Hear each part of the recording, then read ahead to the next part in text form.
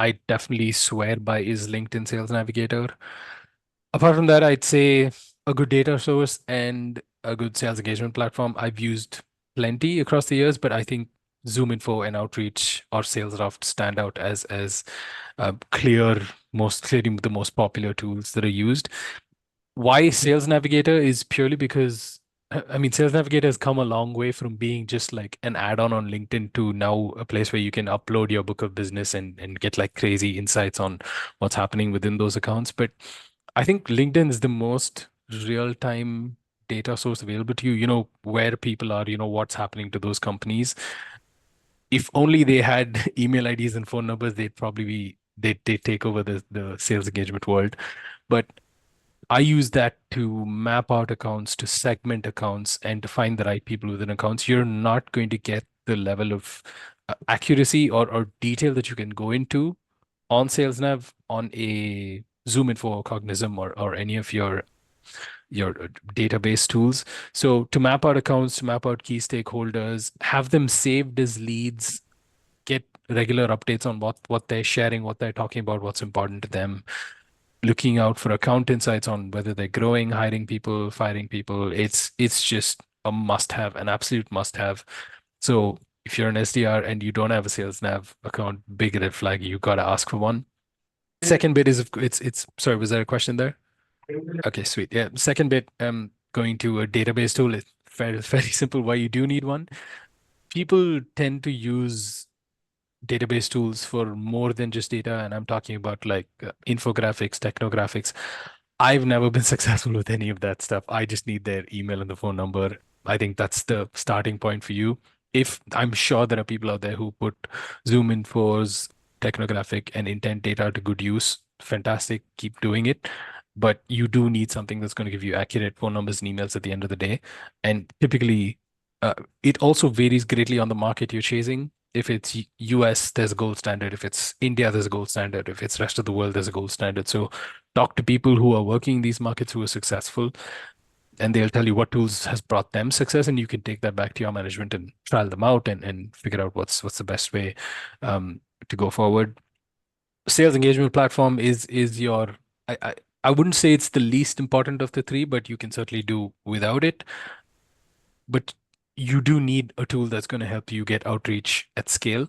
So you're talking sequences, calls, tasks, and more importantly, if you're in a company that's trying to start an SDR motion, you need to start measuring where you stand. So for reporting and insights, it's absolutely essential. You can't do that off an Excel dump anymore. You need a tool that's going to give you insights. So I've used Outreach for the longest time. I've also used HubSpot recently, and it's not the greatest, but it still does the job. So at the very least, you got to have a CRM, if not a full-blown sales engagement platform. This is probably my favorite bit because I believe if you're not talking to the right people, the chances of you getting the right meetings is going to diminish.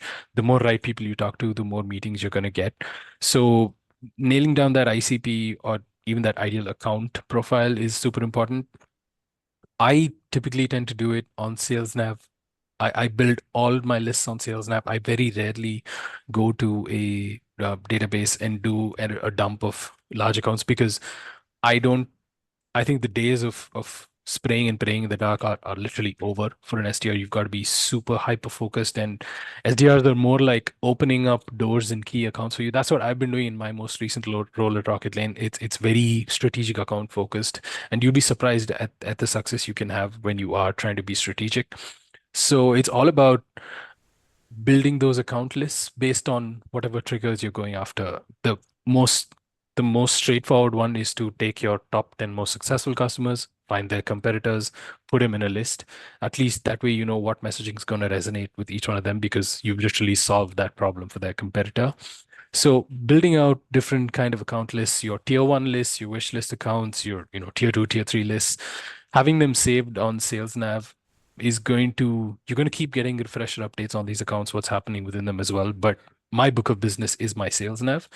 And how I eventually build that list is once I have them saved as an account list, you can go to your lead filters within SalesNav and filter leads from that particular account list. So you know exactly who you're chasing from those accounts only.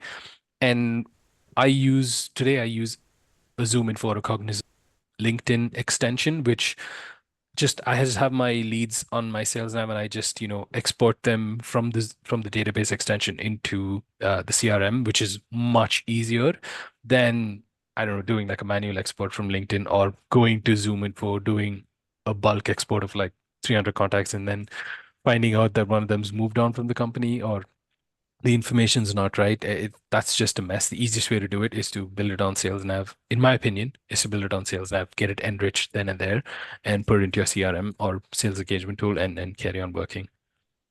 Yeah, I think previously Sales Nav had like 20, 30 industries, which was fairly easy to go through, but then they increased it to like 100, and there's so many right now. It is a challenge. You can play around with it and narrow it down by using keywords in the Boolean search, which is your search bar on top. You can just, if you're going after a specific industry vertical and you only see a generic vertical in the industries keyword drop down, you can use the Boolean search. And I think that's like been super helpful, not just for me, but my peers here and other SDRs I've spoken to.